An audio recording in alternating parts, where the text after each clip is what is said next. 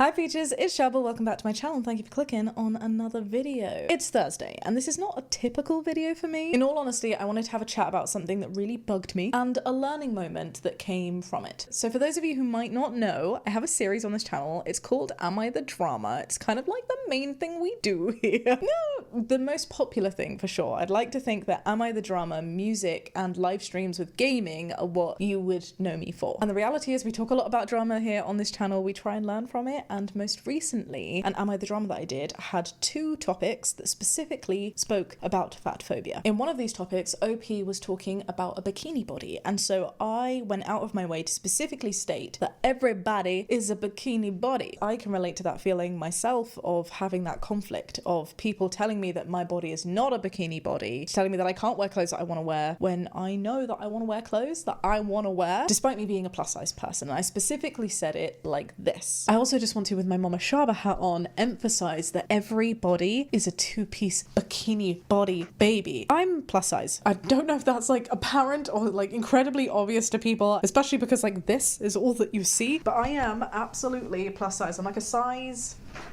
12 to, I mean, what are sizes really? Like, I'm a size 12 to 14, which is considered weirdly, in my opinion, plus size because it is the average body size. So if it is the average, surely it cannot be plus. Make it make sense. Honestly, the whole thing is rooted towards diet culture, which is rooted in profit and profit being made from people hating their bodies, which is why I feel I need to say I'm so happy for you, OP, for feeling like you have the confidence to wear a two-piece bikini, but you deserve to have that confidence before your 50 pounds was not on your body. Do you know what I mean? Your three friends who are on the heavy side who may not have gone through the transformation that you have are also entitled and very encouraged to wear whatever the frick they want to wear, including a two-piece bikini. Now that that is settled, let's continue reading the post. Now, after posting that video, I received a couple of comments that didn't like what I had to say, specifically the fact that I had called myself plus size. This commenter said, "Shaaba, you are not plus size," all caps. Sorry, but felt that I had to shout that as I was shouting it at the screen. It's not meant as a compliment or a placating statement, as it shouldn't be. You cannot claim to be something that you are not to gain camaraderie. It diminishes the problems that we who are plus size have. You, my love, can walk into any clothes shop and buy size 12 to 14, whereas me as a size 22 to 24 cannot. I love your content, but that statement has infuriated me. Just for full disclosure as well, I'm not having a go at this commenter. I don't need to go and like find them and like say mean things. That is not the point of this video. And the reason that I'm making this video is actually for the learning moment that came from this comment. There are just some comments you just can't let go of. So I held on to anger for this comment for a little while. And then in typical Shaaba overthinking fashion, I really wanted to dig deep as to why that was. And I think it's because in my mind, I have always seen myself as plus size. It wasn't even a question. It was a throwaway comment. I said it as supplementary information to the things that we were talking about. And I was really shocked that somebody was just like, "Ha, I'm calling you out for this because I don't think that you are that." When I'm like, oh, I've always considered myself that. It's a weird feeling. And this comment in particular, I think, did it in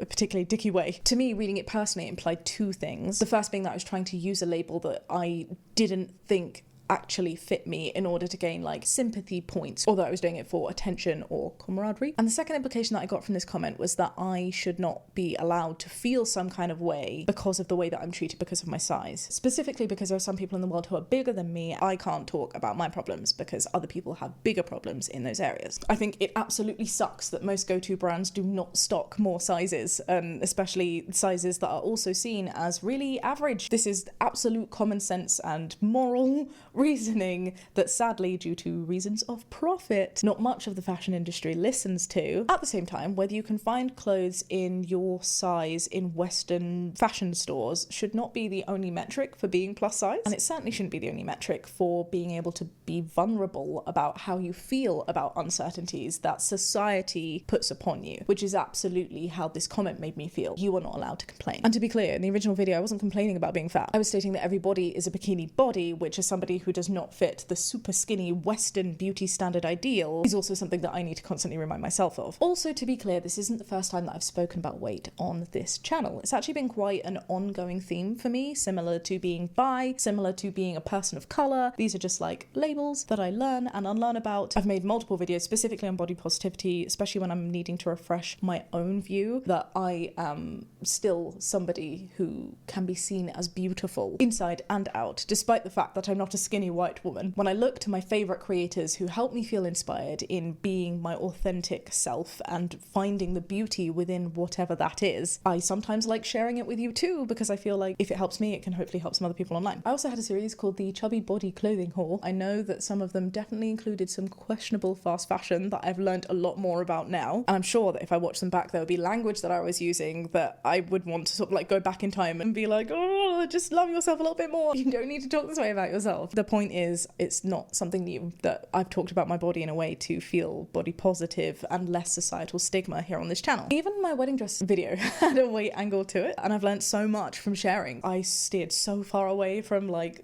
these figure hugging dresses, these mermaid types. I was like, oh no. But the gorgeous Abby from the shop was like, actually, I think you can. And we tried it, and I felt significantly sexier than I thought I would. And I was like, oh my God, hell yes, we need to talk about this. And all of this has taught me to have a growing confidence in myself and also my fashion. Like, I feel like even from my pink hair, I pay a lot more attention to myself and investing in myself, specifically because I know that I should be buying clothes that I like, not because I think they're going to hide certain wibbly bits. All of this to say, I really have always considered myself plus size. So I felt quite shit reading this, I'm not going to lie. And ultimately confused that I couldn't call myself plus size when society constantly calls me plus size. But like with everything, the first thing that I wanted to try and do was to be fully informed, and this is what led to my big learning moment. I Google what is considered plus size, and this comes up. When it comes to the fashion industry, plus size generally refers to clothing labels size 14 and up in the US, although this varies by brand and may start anywhere from a size 12 to an 18. In the UK, it's typically size 16 and up, and in Europe, the sizes usually begin at 44 and up. Here's another. According to Plus Size magazine, in the fashion industry, plus size is identified as sizes 18 and over, or sizes 1X to 6X. Here's another. In the non-fashion world, the term plus size is used to describe any one US size 16 or UK 20 and beyond. A plus size is supposed to be anything above a size 12. The term plus size generally refers to clothing size 14 and up, but it's important to remember that these numbers are arbitrary. According to Modeling Wisdom, plus size models often fall in the range of sizes 8 to 12, sometimes even a size 6 can be considered. Ashley Graham, widely regarded as one of the world's most famous plus size models, is a size 14. Generally speaking, plus size models are a US 12 or a UK 14 and above, whilst the curvy clothing ranges start from a US 12,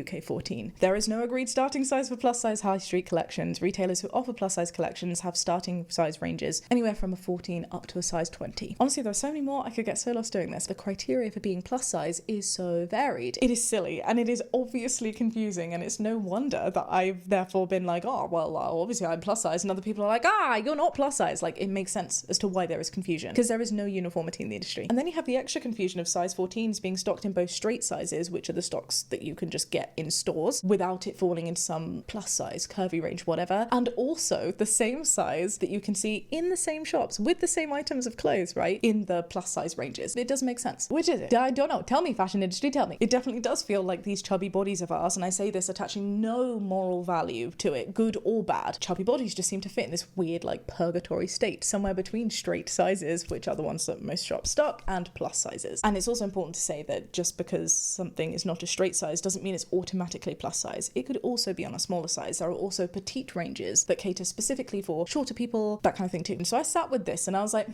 why am I getting so irritated that there is so much inconsistency in this industry? My size is literally considered an average body. Based on stats in the UK, bodies that have the measurements that my body has is considered average. So why are we calling average people plus size? It's simply not true. You cannot be plus if you are average. And if the UK average is a size 16, then how is anything 12 plus, 14 plus, 8 plus considered plus? Julian Clark, founder of Roboros, says high street brands take cues from luxury and designer brands made to fit the Western beauty ideal. And what this leads to is society as a whole feeling like they need to change their bodies to fit clothes instead of designing clothes that fit the bodies. This literal black and white lie, right? This non-fact is something that doesn't just affect the fashion industry, it also absolutely affects medical industries, which is arguably significantly more important than the clothes we choose to artistically express ourselves with. That phobia is so real in medical care. The BMI being being a perfect example. It is super outdated and it is factually inaccurate for many people. I have very tall people in my life who are deemed drastically underweight when they are perfectly average size and eat perfectly healthy and exercise perfectly healthily. And similarly, I have shorter friends and people like me who are literally deemed obese or even morbidly obese, who are then denied things that just don't make sense and lead to sheer inequality. Like a friend of mine who is going through an IVF journey and who is unable to even get on the ladder to do their first steps because the BMI says that they're not able to do that. When people of her size, who are not even considered big, this is my point, who are considered average, can conceive naturally, can have babies naturally, and who haven't had any issues with it. Like, people are not going, oh, you shouldn't have that baby, this is really bad. But yet in IVF, the very outdated metric of the BMI makes it unequal to access. And the third thing that bothers me about this, the sizing as a whole is so arbitrary, especially because it is not controlled. Let's get into that. In the video, I specifically mentioned on average, but like, what is size really? I'm like a 12 to a 14, but it varies hugely. And what I mean by that is I literally have clothes in my wardrobe that are a size 4. And they fit me. And I hear why some people will be like, sorry, Shaaba's wearing a size 4 top and yet she's calling herself plus size. And then I also tell you I have bottoms in a size 16. I'm pretty certain I also have bottoms in a size 18. So I'm a size 4 and also a 6 and also an 8 and also a 10 and a 12 and a 14 and a 16 and sometimes an 18. Make it make sense. My weight also fluctuates a lot because I have PCOS in particular. Periods, hormones, if you've eaten a particularly heavy meal, like your dress size can literally change by not just one. And obviously people change. Like, we need to be able to accommodate for that. But like, fact, you know, the system is broken when the same person can be both size 4 and also a size 18. I think, especially in terms of this comment, it's also really important to realize that not everybody experiences weight in the same way that you do. There are body compositions that are so different for each and every one of us. My waist is particularly small compared to the rest of me, which is a little bit chubbier. And I, of course, as we all do, cater towards the parts of our body that makes us feel more conventionally attractive. I also don't like wearing clothes, which like contributes a lot towards it too, because I typically wear crop tops so that a lot of my skin is not covered. I'm literally wearing one today. And baggy trousers. They sit on my waist because that is the bit that feels the least figure hugging, so the rest can just be like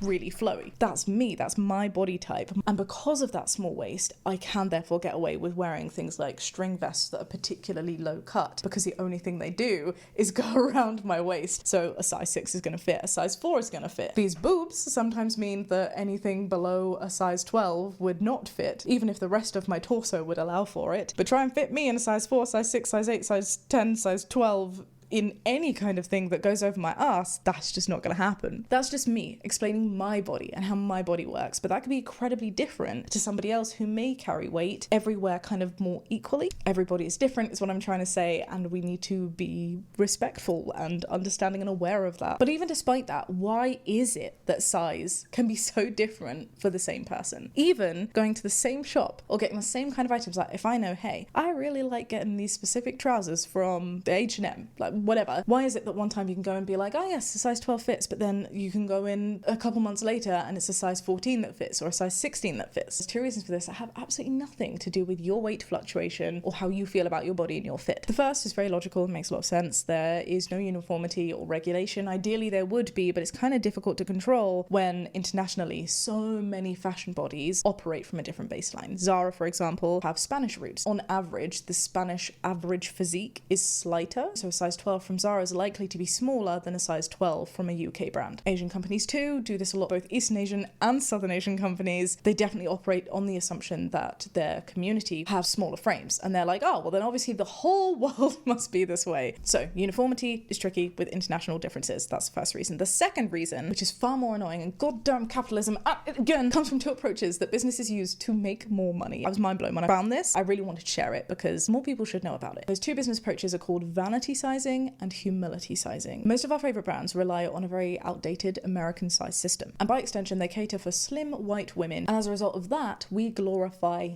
thinness because we're like, oh, we want to be what brands are telling us we should be. And brands know that, and so to increase their profits they rely on vanity sizing, where they will literally take your clothes, the sizes that you typically wear, and on the label they will change it. So if you know you go into Betty's Boutique, a shop name that I've just made up, and you always buy a size 12 in your jeans from Betty's Boutique, that size 12 is going to be labeled now as a size 10, and the size 14 is now going to be labeled as a size 12. So even though the one ones that you already own are this specific size that you know that fit your body in this specific way. You're going to go in that shop and you're going to pick up a 12, which is actually a size 14 now labeled as a size 12, and you're going to put them on. And you're going to be like, oh wow, this is real loose on me. I think I need to go down a size. So then you're going to pick up the size 10, which is actually the size 12, the same size that you have at home, just with a different label on it saying it's the size smaller. And you're going to put them on and you're going to be like, holy hell, I fit in a size 10. And that is going to make you feel great because society's telling you, good job you for being more like that slim, white, hourglass woman that everyone should aspire to be. It unconsciously makes you feel better, and you feeling better unconsciously makes you spend more because you're like, well, hey, I have to buy it if I'm a size 10. Now I'm in a size 10. Fashion psychologists found that many of the well-known brands that we shop at use vanity sizing in this way. It sucks. I heard like inklings, but I was like, oh, vanity sizing, it's a thing. What I didn't hear about at all was humility sizing, which is also demonstrated by many of the brands that we know, like our go-tos as household names, do this the opposite with humility sizing. So a study in the Journal of Consumer Psychology found that if you go into Betty's Boutique and you normally buy yourself your size 14 and you're feeling yourself because you love how your ass looks in these jeans, and you go and pick up the 14 and all of a sudden they don't fit you anymore and you're like, oh, I need to get a size 16. When you then go put on that size 16, you feel bad about yourself because you're now further away from this ideal that society is telling you, and that sadness makes you do something called compensatory spending, where you then end up buying more to compensate for your hang-ups. How absolutely morbid and deranged is that? To make you feel fantastic so that you spend more, and then to make you feel like crap so that you spend more. As annoying as this is, there are two things that we can do as consumers to stop this affecting us so much. The first is to know about it and to be well informed. So I'm so glad that you, Peach, listening to this right now, are listening to this. If it's new information, you're going, talk about it with your friends. Share this video with them if you want to. Make people aware of the vanity and humility sizing tactics for profit so that we can all take the moral value away from sizing labels and stop feeling crap/good/crap/good artificially, arbitrarily, in a meaningless way, just so these brands can take more of our hard-earned money. And that way, even if brands are doing this, we can just love clothes because we love how we feel in them, regardless of whether the label says 14, 16, 18, whatever. The second thing that we can do, which is a tip that a lot of fashion psychologists are giving, is to know your measurements. When you are then buying clothes, you can be like, yes, I know I will be this size, and I might be this size in this shop, and maybe on this shop it's a 16, and this shop it's a 14 or a 12. So whilst this is useful to know, it really is useful to know, and I really want more people to know about it, it still doesn't help with my frustration about this comment. And I totally appreciate that for the most part, this part of the comment is absolutely right. This part about if I go into Western shop, I'm more than likely going to find a clothing size that fits me. It absolutely sucks that some people can't, and that is absolutely something that the fashion industry should change. But I also want to point out it's a very Western and egocentric way of looking at being plus size. For example, I don't know if you've ever been to like Asian shops. I go to South Asian shops a fair amount. And in fact, in South Asian clothing, it's kind of more brutal than I've seen in Western shops, because if you are anything above like this skinny norm, many of these shops will actually say to you, okay, well, you need to go half sewn, which means you have to buy the item as a print on a piece of material that you then need to take to the tailor so that they can actually cut it to fit your body size, because they don't stock things that are not skinny. And of course, I don't need to explain why that is like hugely financially inaccessible if you're having to go to a specific tailor to get your clothes made. And even if you're not having to do that, like the way that these clothes are designed, like the amount of times I just thought it was normal. When I was younger, we cling film our legs and talcum powder your legs in order to get the tighter items over your legs, because they are designed for such skinny people. Away from clothing size stock too, just because I statistically fall into what is considered an average body size group doesn't mean that I'm not treated as plus size by society, and that I'm not allowed to remind myself that everybody is a bikini body, including mine. I've been turned down from work opportunities for being too large, and alternatively, I've been specifically invited to partake in things because I am plus size. And even beyond industry, when I do show myself in crop tops or particularly revealing clothing, I will get constant comments not calling me average, but fat or overweight or plus size, or telling me, hey, do you know what a calorie deficit is? And again, tiny violin. Like, my life is wonderful. I feel fantastic and beautiful. 99% of the time, what I'm trying to say here is that capitalist society is designed to do just that, to make you feel too large. So I'm not claiming to be something I'm not to gain camaraderie. What I was trying to do in that video is just share my genuine experience in a world that constantly calls me overweight and treats me differently because of it. During this research, I did come across a different term, and it's called mid-size, which seemed to try to explain in this purgatory group of people who fall between a size 10 and a size 18. And actually, when I was doing this research, I recalled it being a term that I'd come across before in like one of these TikToks, and I was like, oh yeah, I'd love to be called a mid-sized girly. Yes, I'm going to use this more often now, mid-sized girly. But the funny thing is, despite now remembering that it was a term that I liked, it really isn't very well known, to the point where even I forgot it myself. As a term in itself, mid-size also gets criticized a lot. The CEO of Snag said something that I think specifically encapsulates the criticism of it, which is that additional labeling is unnecessary, because the more that we create labels like mid-size or continue to enforce the label plus size, what we're actually doing is allowing brands through these terms to excuse that they typically only cater to a very small portion of the population as a standard, whilst the rest then needs to be othered with special terms, which I can absolutely understand is a problem. Instead of othering others by saying, oh, mid-size, plus size, we should just be saying clothes should fit everyone. Which again leads me to, I don't understand why people should be criticized about speaking openly about their bodies and encouraging body positivity for all bodies just because they don't fit what you deem to be big enough to fit in a category of feeling uncomfortable or deserving to feel uncomfortable, I guess. And that works down the whole spectrum. I, for example, might look at someone who's a size 8 and be like, you are literally a body ideal. What do you have to complain about? Which I actually have done in previous videos and then called myself out on, because guess what? Even people who are size 8 feel too big sometimes. Similarly, there are some people who feel too small sometimes for not fitting the ideal, because when society and capitalism, goddamn capitalism, says, hey, you should be skinny, guess what? People listen to that, and those who genetically are able to, society's like, oh, well, now we can't make money off of you because you've reached what we've told you to reach, so why would you need these extra supplements to help you change yourself? Let's change the standard. And that's where we have people going, oh, you need bigger asses, hey, you need bigger boobs. And suddenly skinny people also now feel insecure, because whilst they're seen as an ideal in some ways, society has this really messed up concoction of bodily proportions, which means you need to be skinny and chunky, but only in some areas. I was actually just talking about this to my sister. We were watching a movie with Florence Pugh. I was like, hey, I kind of find it very refreshing that like her body isn't what is seen as a typical beauty ideal, whilst having quite rounded calves and a rounder face. And my sister said to me, oh yeah, people are literally getting calf implants because the beauty ideal now is to have skinny thighs but big calves, which is not natural for a body. That's not how it works. And it's not even just women that feel this, men feel it too. And of course, non-binary people who I'm not trying to exclude but are just sadly erased from the whole fashion conversation entirely. But for those who are more masc presenting, not being muscly enough, not being hench enough, not being weighty enough, there is always something. And so we as people cannot individually gatekeep who is allowed to feel bad by a capitalist society that doesn't want anybody to feel good. The reality is we all, even the people that we may individually see as ideal beauty goals, feel insecure about our bodies, because our stupid system based on patriarchy and profit is specifically designed to make us feel that way. And I am really fed up of seeing comments like this and viewpoints like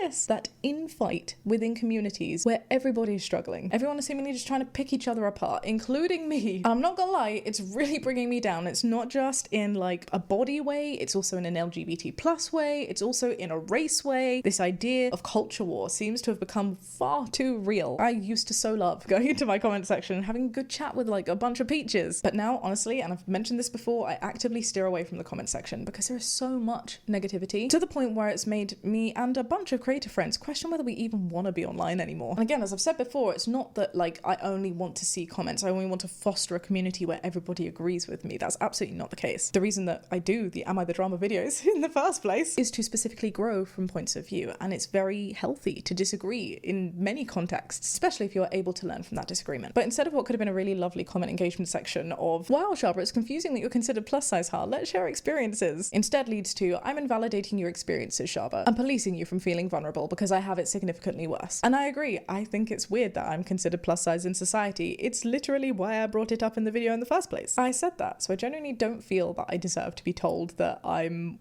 trying to be disingenuine for camaraderie. And so I would appreciate it, because I do have a level of control over my bubble, my corner of the internet, if instead of criticizing without thinking or engaging with others that you barely know, we could just maybe be nice. I feel like that person in Mean Girls who's like, I just want rainbows. But my point stands. We can definitely still ask questions, but it can come from a place of civility and kindness. And I will say, I do think most peaches do respect this boundary that I've set on my corner corner of the internet. They do abide by this rule, and we can absolutely disagree. And like, I've had so many wonderful comment exchanges, even on that video in particular, where I was like, I've learned something new about myself. And I so appreciated that insight and that interaction. And I think if most people really did truly take a step back before they commented and thought, and why am I feeling so angry? Why do I feel a need to say this thing that I'm saying to someone on the internet, whether it be me or anybody else? You'd realize that that sadness and that anger and that hurt actually comes from a deeper place that ultimately has a root in a problem with gatekeepers, not the other people being gatekept. Anyway, as I say in every video, not just to waste my breath, but because I genuinely mean it, be kind and have a great day.